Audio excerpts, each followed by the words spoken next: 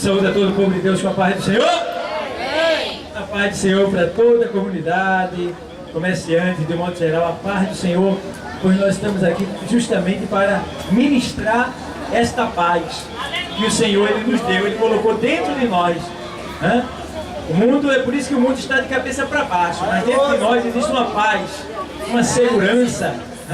Então, é justamente essa paz que a gente veio ministrar para você que provavelmente está em guerra no interior, está sofrendo uma guerra. Então nós viemos trazer a paz do Senhor Jesus para você nessa tarde, mediante os louvores que foram entoados, as saudações e mediante a pregação da palavra de Deus que vai ser ministrada agora pela minha pessoa. Agora eu convido os irmãos aqui presentes para estarmos juntos de pé e abrirmos a nossa Bíblia na primeira carta do apóstolo Pedro, no capítulo de número 1. E no versículo de número 18. Glória a Deus. Jesus é o Redentor que veio nos salvar do mundo de horror, das ondas deste mar. Ao caro Redentor, fiel a lhe serei, a Ele com fervor somente seguirei. Avante eu vou, para eterno céu na divina mansão.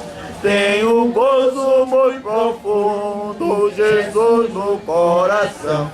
Não olhando para o mundo, avante eu vou.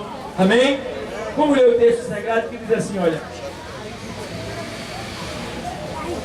Sabendo que não foi com coisas corruptíveis, como prata ou ouro, que fostes resgatados da vossa vã maneira de viver, que por tradição recebestes de vossos pais, mas com o precioso sangue de Cristo, como de um cordeiro imaculado e incontaminado, o qual, na verdade, em outro tempo, foi conhecido, ainda antes da fundação do mundo, mas manifestado nestes últimos tempos por amor de vós.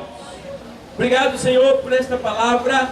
Em nome de Jesus, use ela e fala o coração de todos os ouvintes nessa tarde. Amém. Os que estão de pé, podem procurar o seu assento e sentar. Amados, eu li o texto da palavra de Deus aqui, que o Espírito Santo, se utilizando do apóstolo Pedro, escreveu para que a igreja e para que os ouvintes da palavra de Deus, de certa maneira, pudessem ouvir e entender o propósito de Deus pelo ser humano, para o ser humano. Então, nesse texto aqui, está falando sobre exortação à santidade. E o apóstolo escreve aqui essa palavra, deixando bem claro, para que os ouvintes dessa carta pudessem entender que eles precisariam saber, sabendo que não foi com coisas corruptíveis, como prata ou ouro, que fossem resgatados da vossa vã maneira de viver, que por tradição recebeste de vossos pais. Então, a gente vê o apóstolo aqui falando sobre a redenção do ser humano. Quando ele diz, olha, eu quero que vocês saibam que Jesus Cristo, ou seja, Deus, Ele não resgatou o ser humano perdido, pecador, com coisas que não são, coisas sem valor. Por exemplo, para Deus aqui, quando ele diz assim, olha, não foi com prata nem com ouro coisas corruptíveis, ou seja, para Deus, prata e ouro é corruptível. O que quer dizer corruptível? Quer dizer que isso se passa, isso se perde. Isso para Deus não tem valor algum, de certa forma, porque o que mais importa para Deus não é a prata, não é o ouro, não é o dinheiro. O que mais importa para Deus é a alma humana. Foi por isso que Deus enviou o seu Filho a este mundo, vindo de tão distante, de um lugar que ninguém pode chegar lá por si só, para vir a esta terra, para mostrar o valor que eu, que você, que todos nós, de um modo geral, temos diante de Deus. Entendamos que Deus, sendo poderoso, sendo criador de todas as coisas, depois que o homem caiu no Éden, ele poderia ter acabado com tudo. Ele poderia ter queimado, fulminado, acabado com a extinção humana, com a vida humana, de certa forma. Mas só que Deus, Ele não destrói o que Ele faz. Porque se Ele destruísse o que Ele faz, de certa forma, Ele estaria errado quando fez. Então Deus não destrói. Deus apenas, Ele faz uma limpeza naquilo que Ele fez e que o diabo manchou. E foi assim, nos tempos do dilúvio, quando o Senhor mandou que Noé pregasse por 120 anos, avisando que iria vir um juízo sobre a terra, e que os homens se convertessem dos seus pecados e voltassem para Deus. Por 120 anos Noé pregou, e as únicas pessoas a serem salvas foi a sua família. 8 pessoas ao todo. E não é diferente nos dias de hoje. Nós estamos pregando não mais há 120 anos. Nós estamos pregando há 2017 anos que haverá um juízo sobre a terra, anunciando que Jesus está voltando. E aqui a gente vê que o Senhor, Ele anuncia e ao mesmo tempo Ele cria um método para o homem escapar. Ele cria uma saída, Ele mostra uma saída.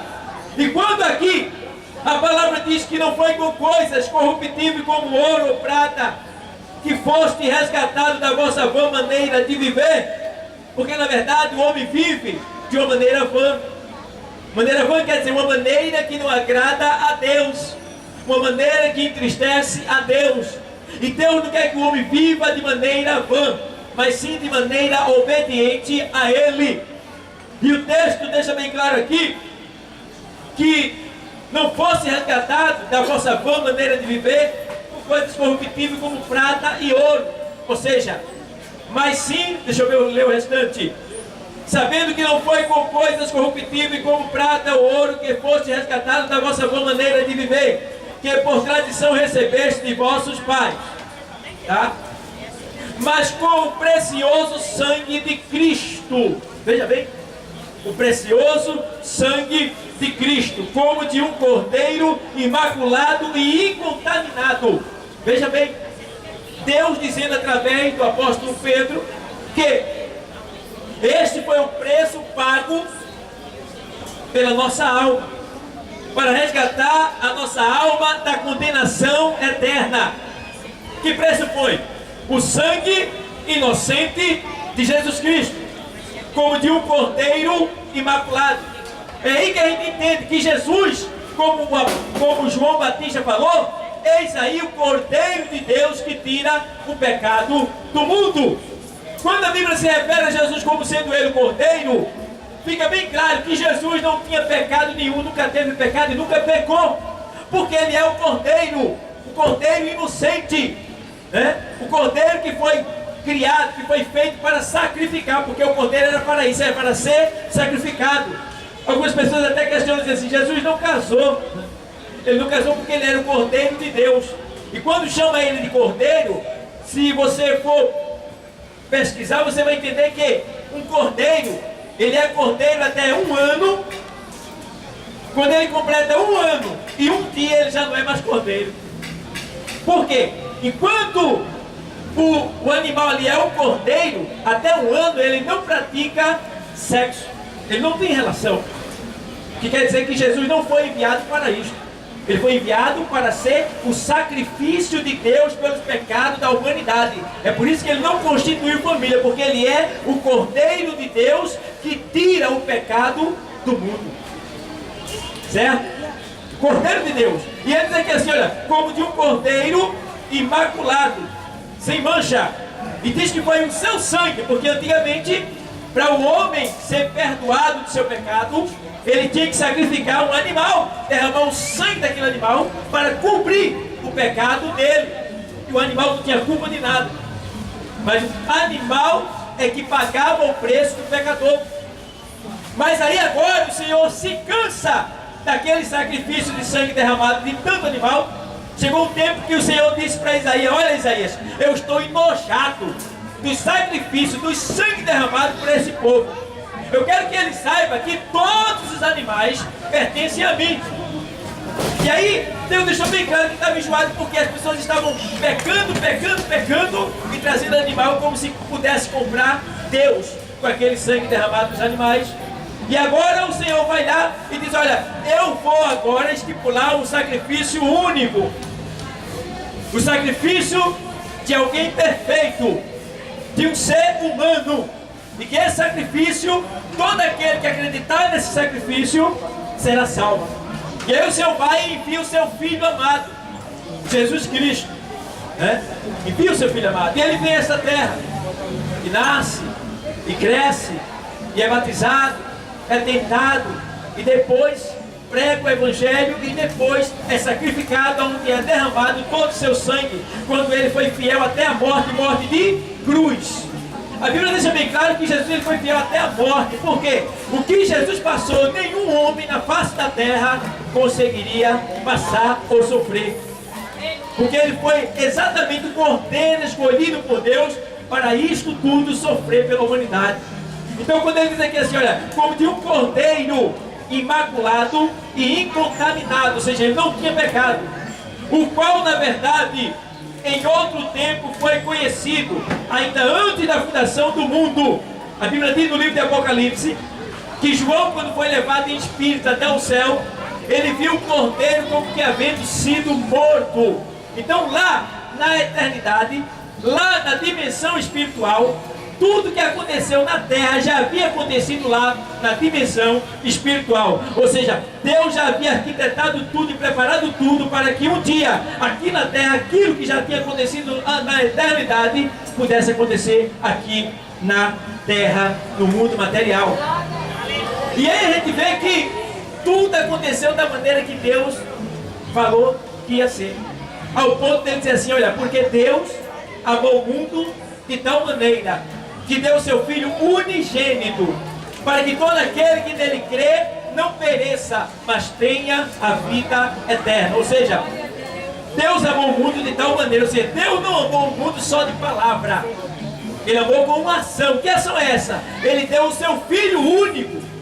Quando fala unigênito, está falando Filho único, gerado por Deus, para que todo aquele que nele crê, ou seja, só é salvo quem crê em Jesus Cristo.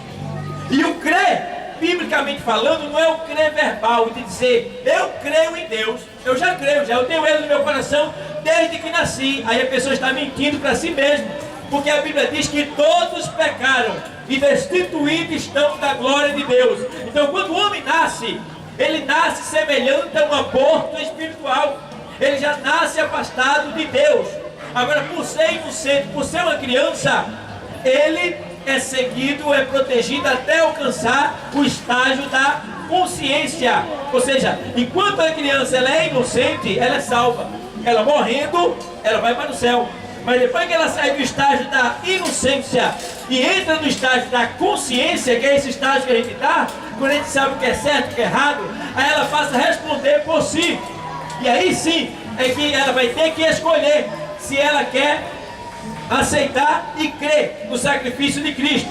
É como eu estava dizendo, o crer bíblico não é crer com a boca, mas sim com uma ação. Porque a palavra crer, traduzida do grego para a nossa linguagem, no português, quer dizer fazer aquilo que te foi mandado fazer. Então, se eu digo que creio em Jesus Cristo, eu tenho que fazer aquilo que Ele me mandou. Se eu não fizer, eu provo que não creio, porque eu não confiei e não aceitei Ele como meu Senhor. Senhor da minha vida, alguém que vai mandar em mim, alguém que vai me direcionar, alguém que vai dizer as coordenadas, a vida que eu tenho que levar, o que eu tenho que fazer. É Ele. Quando eu aceito Ele, Ele se torna Senhor da minha vida e eu tenho que seguir segundo a sua vontade. Aí eu provo que sou filho de Deus, irmão de Jesus Cristo e que Ele é o meu Senhor. Entenda bem? Então não basta esse negócio de dizer, eu creio em Deus, eu tenho Deus no meu coração. Não! A gente prova que tem Deus no coração quando a gente faz aquilo que Deus manda. Porque Tiago, o apóstolo Tiago, ele diz, olha, a fé sem a obra é morta. E a obra sem a fé também é morta. Então ele quer dizer o quê? Se eu digo que creio em Deus, mas eu não faço o que Deus me mandou, eu tenho uma fé morta, porque eu creio, mas não faço. Ela é morta. Se eu tenho uma obra, mas não tenho a fé em Jesus Cristo por ter aceitado Ele como meu Senhor e Salvador, também é morta. Então a fé tem que estar junta com a obra. Então se eu creio em Deus, eu vou aceitar o Filho dele como Salvador da minha alma, da minha vida, e vou fazer o que Ele me mandou fazer. Aí fica comprovado não só para mim, como para Deus e como para todos que estão à minha volta, que eu sou um servo de Cristo. Porque pelas suas obras o conhecerei. É pelos seus frutos que se conhece quem verdadeiramente é servo de Deus. Glória a Deus. É por isso que se a pessoa diz, eu sou crente, compra e não paga, é caloteiro. Esse aí pode ser crente, mas servo de Jesus não é não. Porque todo servo de Cristo é uma cópia dele. Tem que fazer o que Ele mandou. Se alguém dizer eu sou servo de Cristo, mas chama pornografia, mas pratica adultério, destrói a imagem alheia, tratando mal A e B e C, esse daí está fora. E o mundo sabe quem é e quem não é. Então nós temos que entender que é pelo fruto que se conhece. Glória a Deus. O fruto vem mediante a obra de cada um. É aí que se conhece quem é e quem não é. O Senhor já disse através do profeta Malaquias que nós veremos a diferença de quem serve e de quem não serve. O mundo sabe quem é e quem não é. Então, amados, precisamos dar fruto, e frutos dignos de justiça, que são os frutos que vêm concernente da palavra de Deus. E aí o texto diz aqui, olha, foi planejada antes da fundação do mundo, ou seja, a redenção. O que é redenção? Redenção é o ato judicial, jurídico, pelo qual Deus, enviando seu Filho Jesus até a terra, Jesus vem e nos justifica diante de Satanás e diante do mundo. Como é isso, pastor? Jesus veio. Eu era um miserável pecador. Eu já estava condenado e ia para o inferno. Mas o Senhor chegou até a mim pelo seu Espírito e pela sua palavra, através de outro alguém, e ministrou para mim o seu amor. E eu entendi o seu amor e aceitei o seu amor. Dali por diante, todos os meus pecados foram perdoados. Foram justificados por Cristo. Por quê? Quando Cristo veio, Ele tomou o meu lugar. Ele tomou o teu lugar. Está entendendo? Isso aí chama-se justificar. Por quê? Nós iríamos para o inferno. O diabo já tinha nos ganhado. Estávamos condenados. Íamos para lá. Mas o Senhor chega diante do diabo e diz, não, Ele me recebeu como Senhor da vida dele. E o diabo diz, qual é o preço? Aí o Senhor diz, é o meu sangue derramado. E aí foi estipulado no duelo de certa forma. Por quê? O diabo diz, tu vai ter que agora provar. Tu vai ter que agora mostrar que, que Ele verdadeiramente é teu. E aí o Senhor foi lá e cumpriu com a prova que lhe foi estipulada. Qual foi a prova? Ir até a cruz sem pecar. Ir até a cruz sem voltar atrás. Ir até a cruz sem cometer um só pecado. É por isso que o diabo estava furioso. Tem pessoas que pensam que quando Jesus estava crucificado, tem pessoas que pensam que o inferno estava em festa, se alegrando. Não, o inferno estava triste. Estava triste. Por que estava triste, pastor? Porque o inferno inteiro, até que Jesus chegasse na cruz, não tinha conseguido fazer ele ter um só pecado. Bateram na cara dele, cuspiram nele, escarraram nele, cortaram ele, moeram ele, humilharam ele, pisaram ele. A Bíblia diz que ele foi moído. ficou entre carne viva.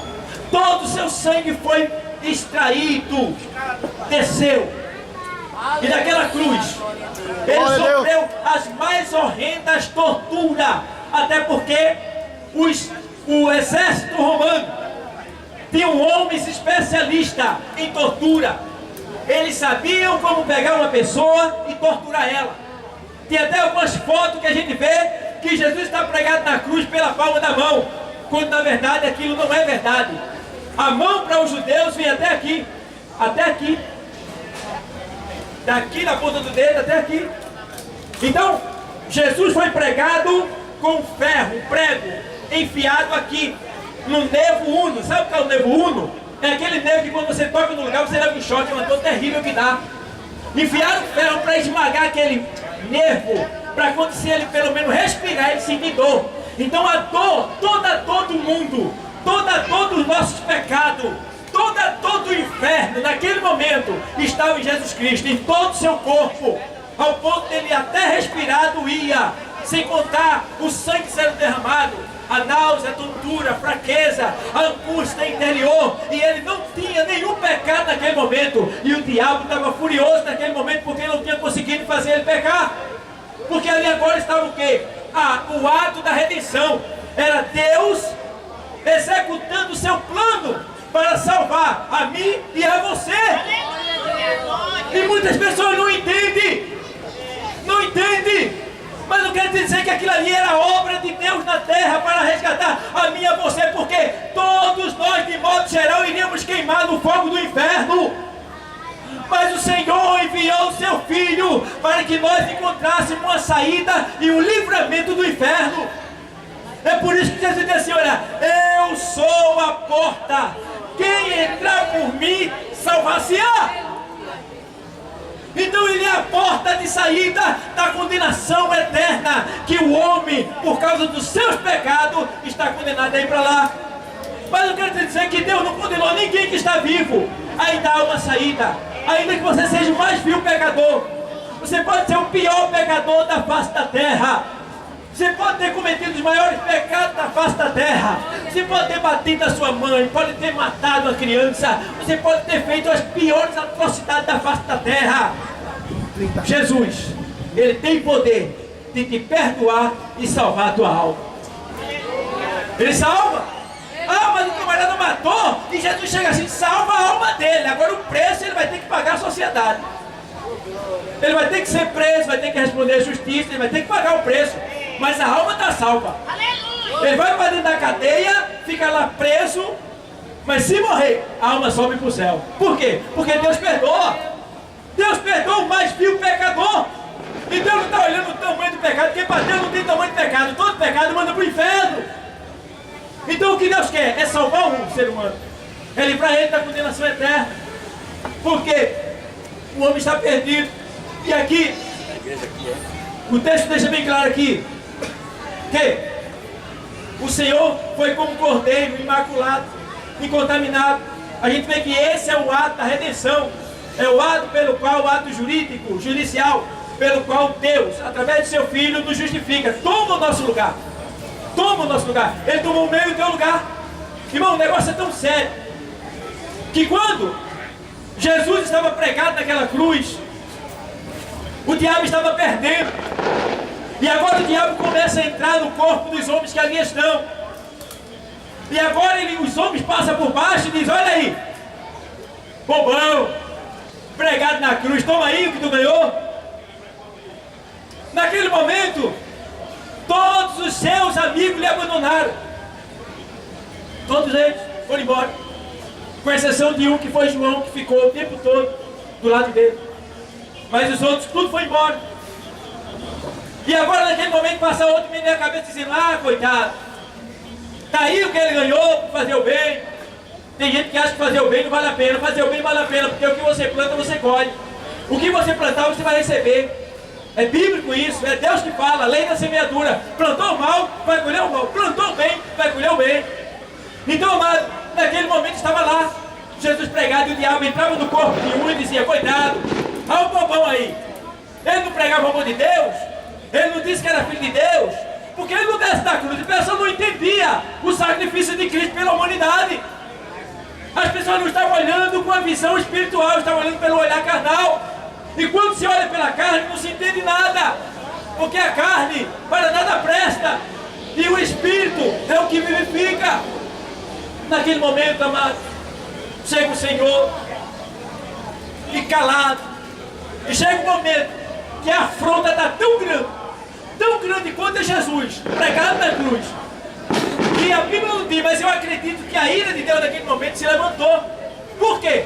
A ira se levantou porque quando o povo estava debochando dele pregado na cruz, teve uma hora que ele deu um brado dizendo: Pai, perdoa-os, Pai, perdoa-os, Pai, ele não sabe o que estão fazendo.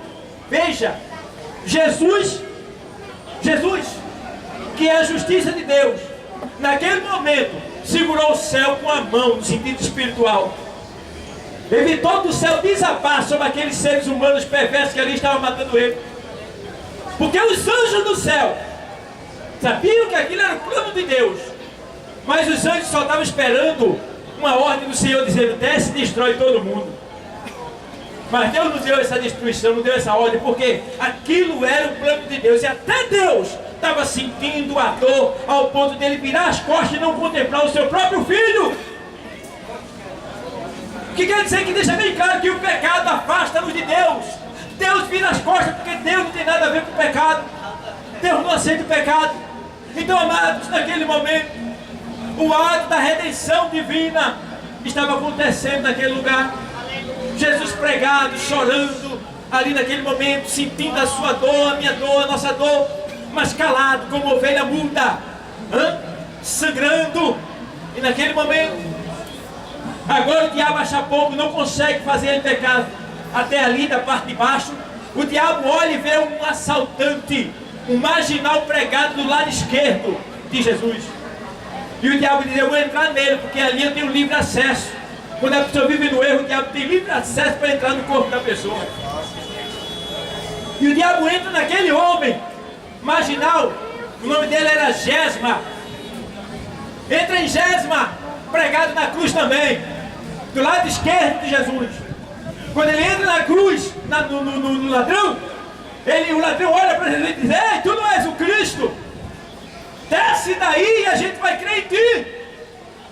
Jesus continuou calado, de cabeça baixa. Ele debochou de Jesus, porque ele não entendia.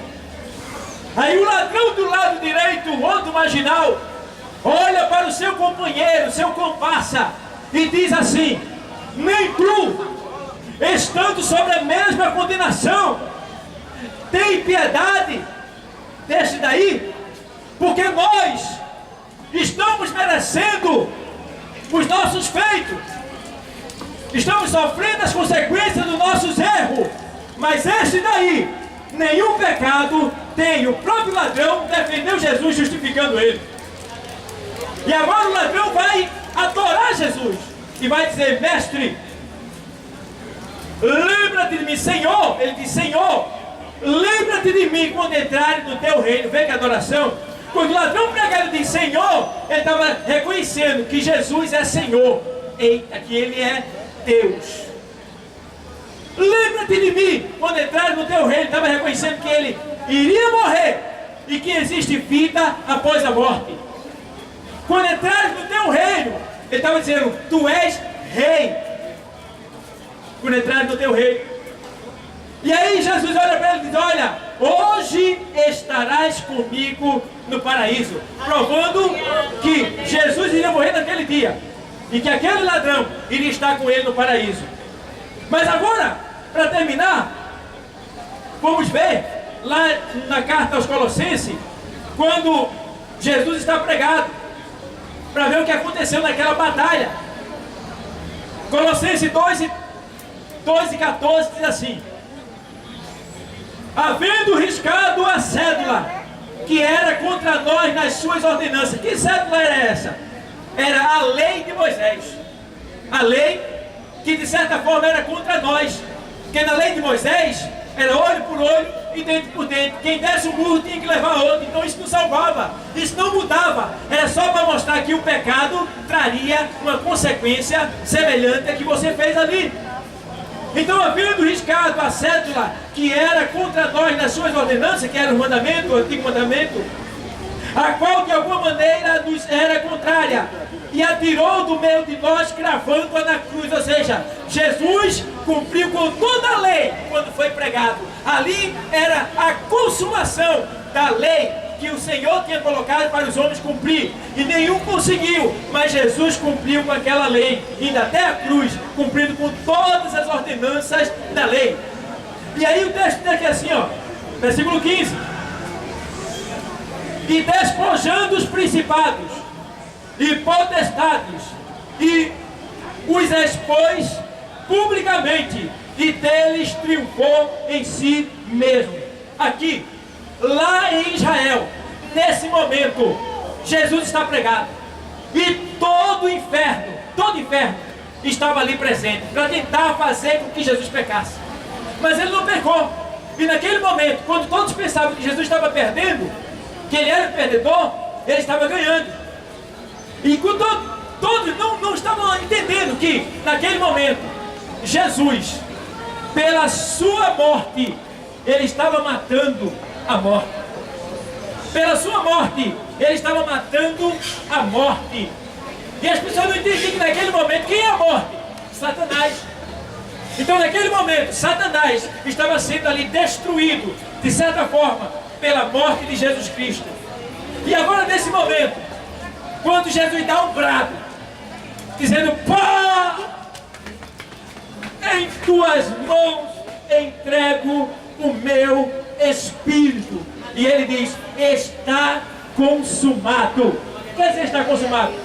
Quer dizer que ele é aquele que começou e que concluiu a obra que começou.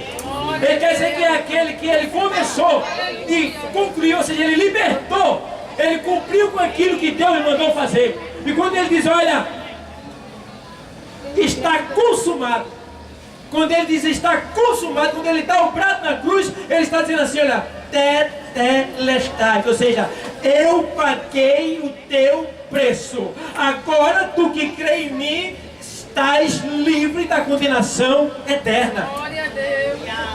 Então Jesus pagou um preço pela redenção do seu sangue. Então, amados, é isso que eu quero trazer para você nessa tarde, em nome de Jesus Cristo. É que esse sofrimento foi por tua causa. Jesus mandou que a gente anunciasse a sua morte até que ele voltasse. E Jesus já está voltando. O mundo está de cabeça para baixo. As pessoas não sabem, mas Israel é o relógio de Deus para a humanidade. Tudo está acontecendo naquela nação e o povo desconhece. Mas nós que estamos nos informando sabemos que Jesus está bem pertinho de chegar, porque todos os israelitas do mundo todo estão voltando para a sua pátria. O que quer dizer isso? Quer dizer que haverá a grande tribulação, quando a igreja será arrebatada da terra e levada para o céu. Então ficará aqui os desobedientes e ficarão os ímpios, o povo da terra.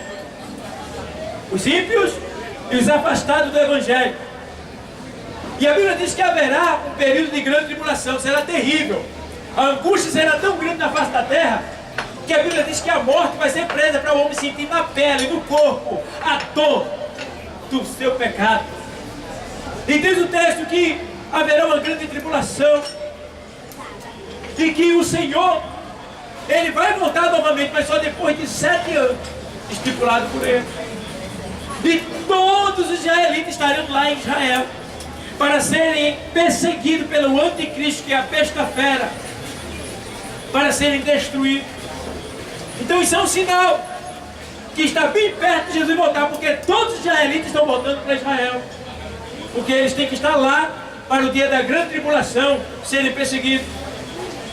Outro sinal que a gente vê é que o terceiro templo, aonde o anticristo, que é a besta fera, vai querer sentar para ser adorado, já está tudo pronto para ser construído, mas não foi construído ainda, porque o lugar para ser construído esse templo é lá no Domo da Rocha. Onde é o Domo da Rocha? É no Monte Moriá, aonde está uma mesquita muçulmana. E por ser uma mesquita muçulmana, os israelitas não podem construir o templo lá. Então está havendo muita polêmica acerca disso, porque o templo já tem tudo preparado, só falta o lugar. E o lugar está ocupado pelos muçulmanos. Então está havendo essa contenda. Então um dos sinais é as preparações para o terceiro templo. E ele está tudo pronto. Só falta o lugar. Então a qualquer momento pode haver uma grande guerra, tá? Ou uma coisa, e tu sabe o que vai acontecer, porque o templo tem que ser construído ali onde está a mesquita dos muçulmanos, e o muçulmano não aceita, então está aquela contenda, mas o sinal está aí, e quando permitirem isso aí acontecer, o templo vai ser construído em questão de mês, ser rápido. Então se tudo isso está preparado, então está bem pertinho de Jesus chegar aqui para nos buscar. Glória a Deus. Bem pertinho. É por isso que a corrupção, o diabo sabe que Jesus está resgatando muitas vidas, está convencendo muitas pessoas do seu pecado. Então o diabo está corrompendo, comprando as pessoas com dinheiro, está corrompendo as pessoas, fazendo as pessoas adulterar, fazendo as pessoas se corromperem, ficarem mais voltados para as coisas de baixo do que para as coisas do céu. O diabo está criando saceiro, cegando a humanidade, para que a humanidade não venha ver a luz da salvação, que é Jesus Cristo. Mas nós estamos aqui justamente para isso, para mostrar essa luz que é Jesus, que veio para iluminar a tua vida. Eu não sei qual a escuridão que tu se encontra, mas pode ser que a escuridão ela tenha durado muito tempo na tua vida, mas eu creio na palavra que diz, olha, a noite que é a escuridão, a cegueira, ela pode durar, ou seja, o sofrimento, o choro, a angústia pode durar uma noite, mas a alegria vem logo ao amanhecer. Nessa tarde, o amanhecer de Cristo está chegando na tua vida. Toma coragem, recebe a luz, porque os homens não quiseram a luz, preferiram mais as trevas por causa das suas obras, porque são mal. Mas o Senhor veio trazer a luz, e a luz é esta salvação. Aleluia, aleluia, glória a Deus. Amados, nessa tarde eu pergunto, cadê a primeira vida para Jesus? Cadê a primeira vida, querer aceitar Jesus como Salvador, sair das trevas e vir para a luz? Eu pergunto, tenha coragem, chega aqui a esse lugar. Eu não vou mandar você se ajoelhar aqui de maneira nenhuma. Aí vem a pessoa que se ajoelha. Eu não mando. A gente só vai orar por você só aqui, porque você vai ter o resto da sua vida para se ajoelhar lá na igreja. Tá? Então cadê? Tenha coragem, venha cá. Deus marcou esse encontro contigo. Deus convenceu você do seu pecado. Você entendeu a palavra de Deus. Então nessa tarde, cadê você? Tá bom? Que Deus continue te abençoando. Não teve coragem, mas que Deus te conceda uma nova oportunidade. Em nome de Jesus. Amém. Glória a Deus. Glória a Deus. Então,